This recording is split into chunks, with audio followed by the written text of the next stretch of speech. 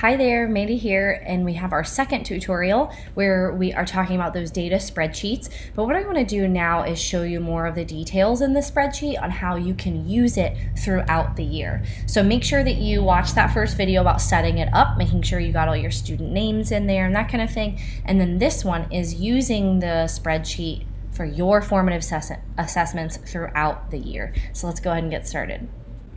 Okay, so again, you're going to go to that PDF guide from the lesson and you're going to open up this spreadsheet. Again, it makes you copy it. I would go ahead and make sure that you have titled it up here in the title the way that you want to have it that way so that you can see it in your Google Drive really quickly and so that you don't get it confused with making more and more copies from the PDF guide. Okay, so you've got your students' names in over in this left side column. You've figured out kind of your naming conventions, at least for your unit. And you know how these averages kind of work when you go to plug in numbers. But here's the thing. What about if after Unit 5 you have like 4 or even 10 more units? Hopefully not 10, but you know what I'm saying. Like you have other units. Because if you notice over off to the right here, it totally ends, right? The spreadsheet ends. And I didn't want to like make it all for you because I want you to know how to customize and make your own spreadsheet here. So let me kind of walk you through how to add columns and all that jazz to your spreadsheet. So let's say that you are done with Unit 5. You've got all your formative assessments here and you need to make a Unit 6. So here's what I would do. Having clicked somewhere in the spreadsheet, not here, right? Don't have a column selected, just click anywhere in the spreadsheet. Then click and hold and drag to select all 5 of these columns.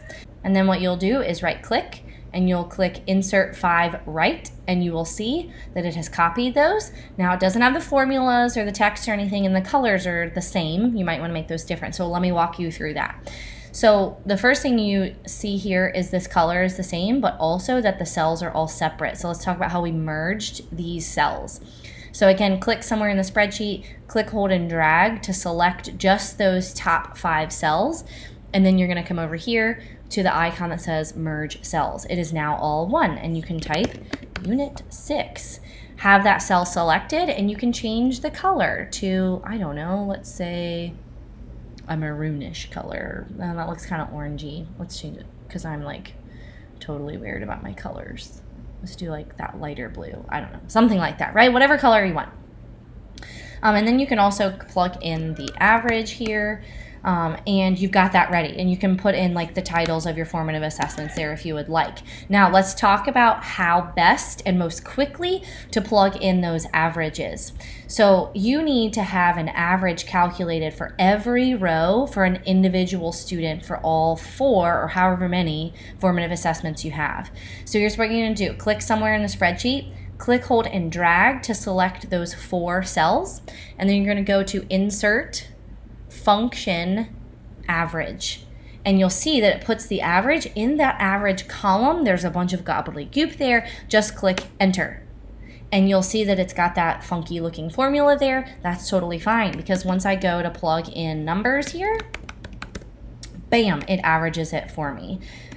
So those numbers are there and ready to go. Now, rather than doing that draggy insert function thing for every single one, what you can do is select that cell, click Control C or to copy it, right? And then go down and click Control V all the way down. Another way you can do it is to click and select, scroll all the way down and click Control V, and bam, it averages for each of those rows there. Pretty cool, right?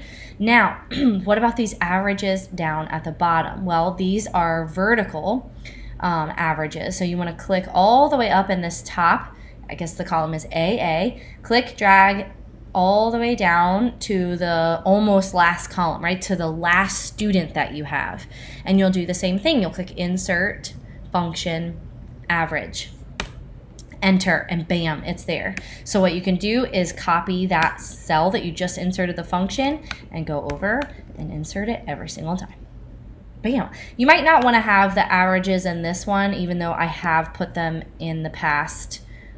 Like the average of the averages seems kind of like overkill, but that's totally up to you.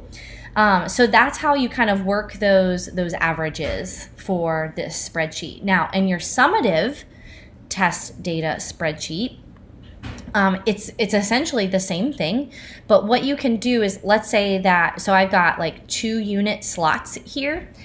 Let's say that you need to add a column there, right? So you would click in that column to select the entire column, right click it and click insert one right or left. And then you can type in the unit name, whatever you want to do there, and then you'll have to insert that function again. So select that whole column there, insert function, average, enter, and bam, it's there. So that kind of really, that's about it as far as using this spreadsheet throughout the year. There's kind of more details back in the formative assessment one. Now, what about when you're in Unit 2 and you have more than 4 summative assessment, or I'm sorry, more than 4 formative assessments? You want to insert a column within Unit 2.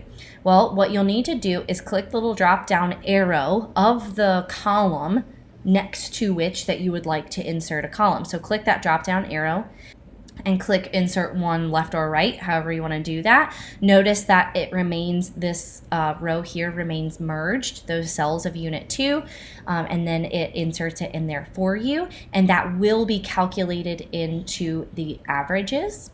And then you'll just need to insert the function here. So like we did before, you drag all the way down, insert, function, average, enter, and bam, it's there. So that's how you kind of insert a column within a unit, making sure that the averages and all that kind of stuff work out. And that's what I've got for you. So I hope that you found this helpful.